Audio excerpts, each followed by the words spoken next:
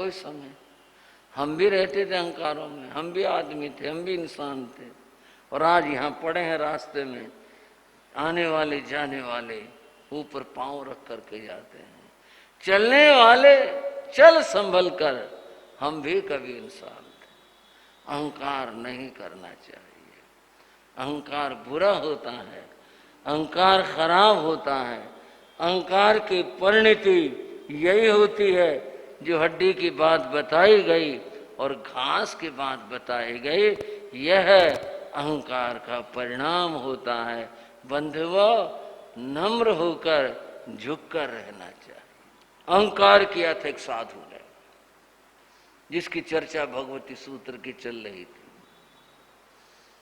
और उसका कितना अहंकार था।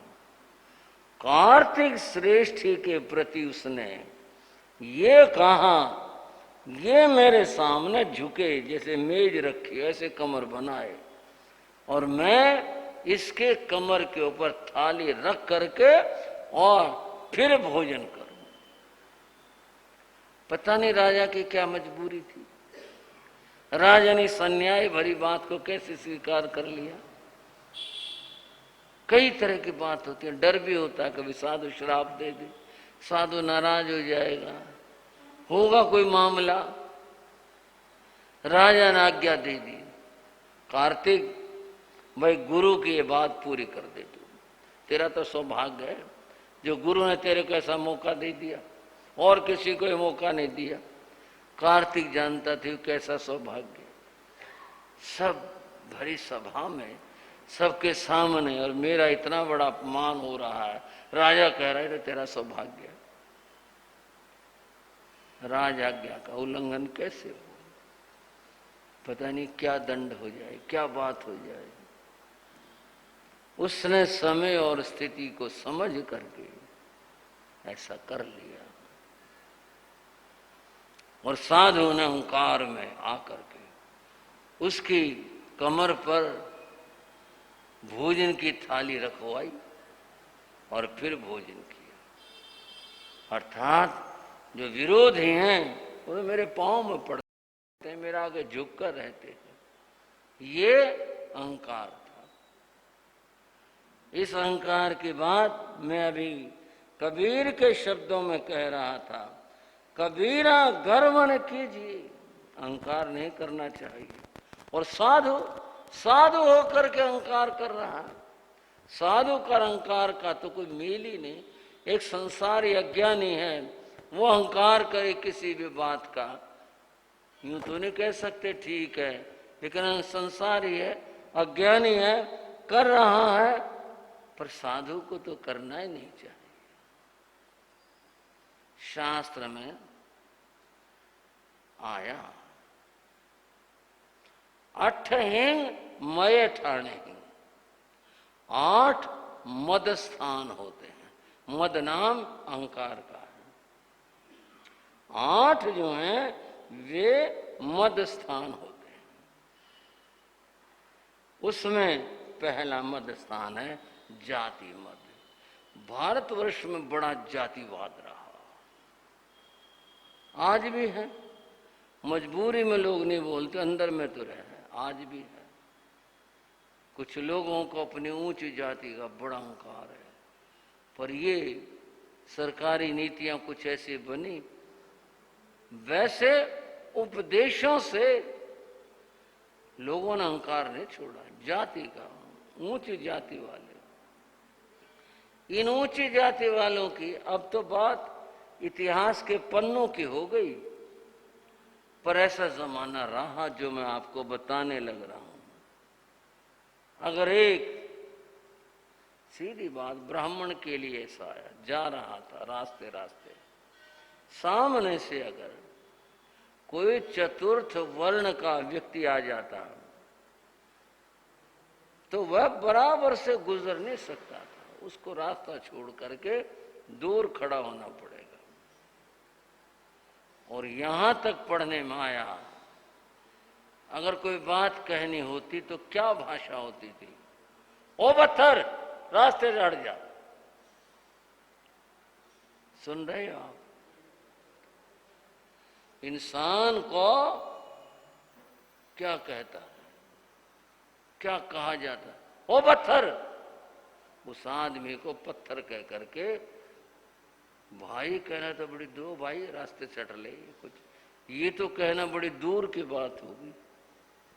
ये कहते ओ पत्थर, रास्ते से दूर हो जाए, ये भाषा होती थी। आप सोचो कितनी कितनी बुरी बात थी। और यदि चतुर्थ वर्ण के व्यक्ति की छाया किसी उच्च जाति वाले व्यक्ति के शरीर पर पड़ जाती तो नहा कर आते थे। स्पर्श हो जाए तो बात ही क्या थी। तो फिर तो छाया पड़ने में भी उनको इतनी अशुद्धि होती थी। जैन भाषा में ऐसा संगठन लगता था, बस छाया अगर बराबर से गुजरा कोई और छाया पड़ गए तो नहा करके आते थे। कितना अहंकार था इस जाति का। ये जातिवाद है, अपने आप को ऊंचा समझना। पहला अहंकार, पहला मद स्थान बताया जाति मद, अपने जाति का अहंकार होना। अब जाति तो होगी समूह की बात, उससे छोटे में आए कुल मद, अपने अपने खानदान का अहंकार होना। ये जातियों में भी पाया जाता है, उसके अंतर्गत भी पाया जाता है। इसका अहंकार होना, ये बात तो हो गई समूह दृष्टि से।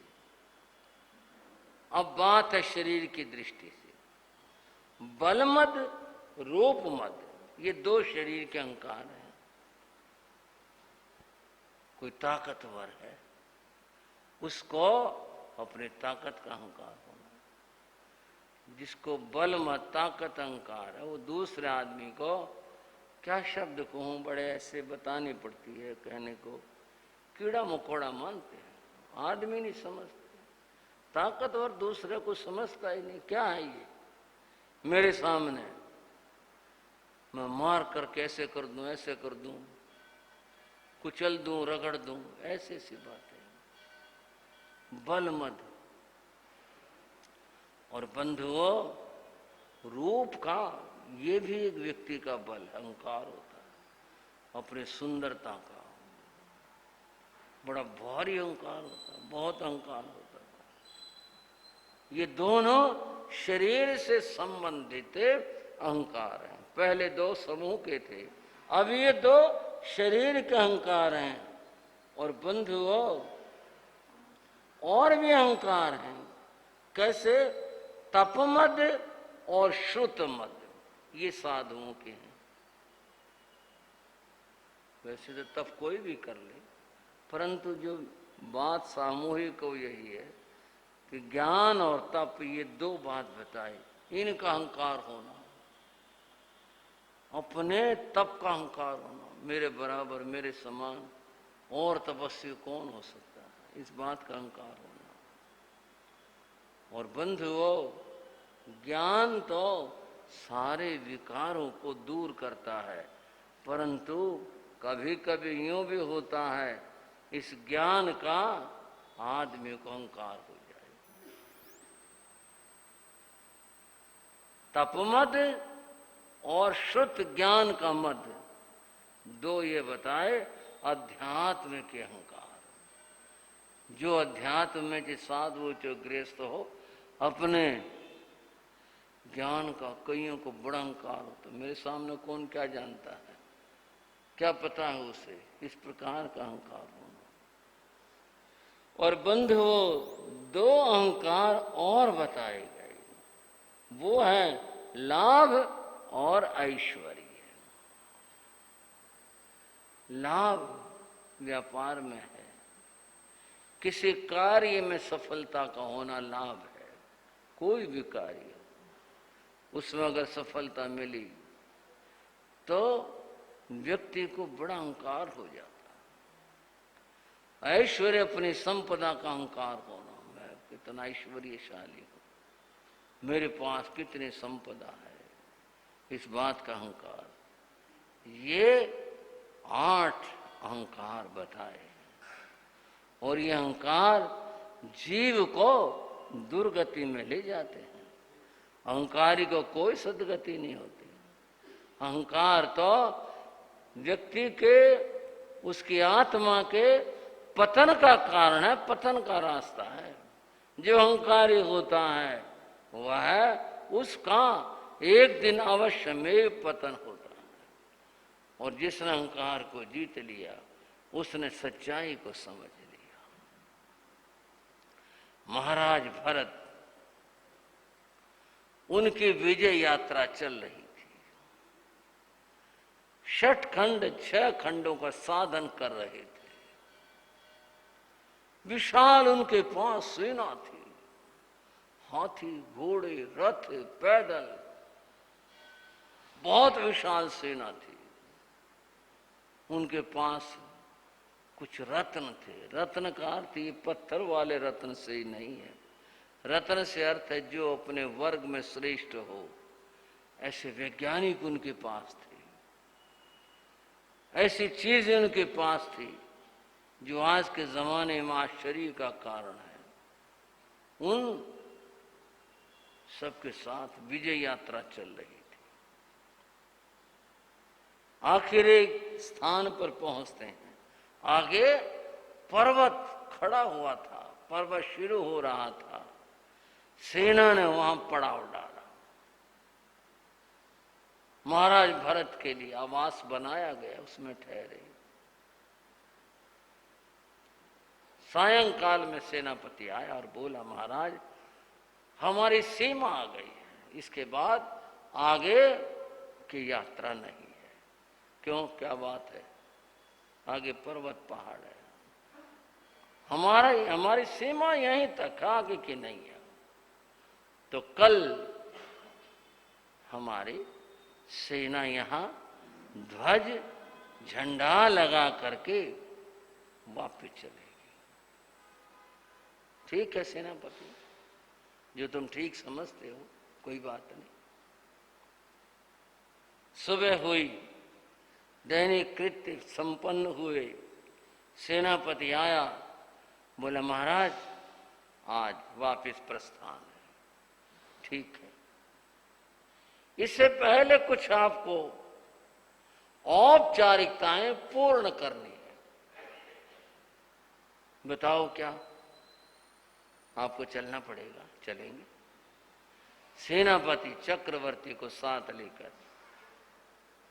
जहां से पहाड़ शुरू होता था वहां लाया, और उसने उनके हाथ में एक दंड दिया, दंड रत्न। बड़ा भयंकर शस्त्र होता, हम तो डंडा समझ के सोच लेते हैं, नहीं तो बड़ा भयंकर शस्त्र होता। वह लाया, बोला ये। चक्रवर्ती ने थाम लिया, बोले आप इससे पत्थर के ऊपर अपना नाम लिख दो। मैं भरत नाम का चक्रवर्ती आज इस दिनांक में यहां पर 6 खंड को जीतता हुआ आया और इसको विजय करके यहां से मैं लौट रहा हूं। ये आपने लिखना है, लाओ। पत्थर के ऊपर कलम काम नहीं देती, छेनी काम देती, पर ये तो भयंकर चीज था। इससे तो यूं लगाओ तो पत्थर खोदता हुआ चला जाए, लिखा जाए जैसे कागज पर लिख दिया ऐसे लिख दे, खोद खोद कर लिख दे। चक्रवर्ती ने डंडा संभाला और फिर वह लिखने के लिए आगे बढ़े। देखा शिलाओं पर पहाले से नाम लिखा है। पत्थर पर जो लिख दिया जाता बरसात में धुलता नहीं, आंधियों से पुछता नहीं, कितने हजार साल तक चल जाए क्या कह सकते हैं। नाम लिख रखा है। मेरे से भी पहले कोई आया यहां पर, इधर देखा उधर देखा, कोई पत्थर खाली नहीं मिला, सब पर नाम थे। तो मैं अपना नाम कहां लिखूं? फिर सब जगह नाम लिखे हुए हैं, सभी जगह पर। सेनापति परेशानी समझ गया, बोले महाराज ऐसे नहीं, ऐसे करो, इससे पहले मिटाओ एक नाम, फिर अपना नाम लिखो। ये जगह मिलेगी नहीं। तो इसका मतलब मेरे से पहले इतने लोग आ चुके। बोले हाँ जी सेनापति, मैं किसी का नाम मिटा करके और अपना नाम लिखूंगा। अगर कभी कोई और आया वो मेरा नाम मिटा के लिखेगा। बोले ये तो दुनिया है। श्रावको, इस कथानक को थोड़ा समझ आ जाए। ये कथानक नहीं, एक चुनौती है आदमी को। मैं किसी का नाम मिटा रहा हूं, कोई और आएगा, कभी आएगा, वो मेरा नाम मिटाएगा और फिर अपना नाम लिखेगा। मैं ऐसा करना नहीं चाहता। ये परंपरा मुझे पसंद नहीं। दूसरे का नाम मिटाओ और अपना नाम क्या करो, लिख दो। कभी आपने ध्यान दिया या नहीं दिया? मैंने तो दिया। जो ये पुरानी इमारत होती हैं, कोई तो खंडर हो जाती है, कोई पुरानी बनी हुई चीजें, कोई महल, कोई और चीजें जिनको लोग देखने जाते हैं। मैंने कई जगह देखा उन खंडरों के ऊपर बरसातों में और काई आ जाती है, काले काले पड़ जाते हैं, ऐसे होते हैं। और जाने वाले अपना नाम लिख के आते हैं, तारीख लिख के आते हैं। देखा कभी आपने? आना तो कर दो। लोग नाम लिख के आते। मैंने देखा, थोड़ा सा हंस लिया अपने आप में। जिसने बनवाए थे वही नहीं रहे। ये नाम लिखने वाले अमर होना चाहते हैं। चौक से कंकर पत्थर से अपना नाम ऐसे लिख दिया उसके ऊपर। बनवाने वाले नहीं रहे दुनिया में। जिसने ये बनवाई थी वो ना रहे, और नाम लिख करके वो अमर होना चाहते हैं कि मैं यहाँ आया था, इस सारे नाम लिख दिया, तारीख डाल दी।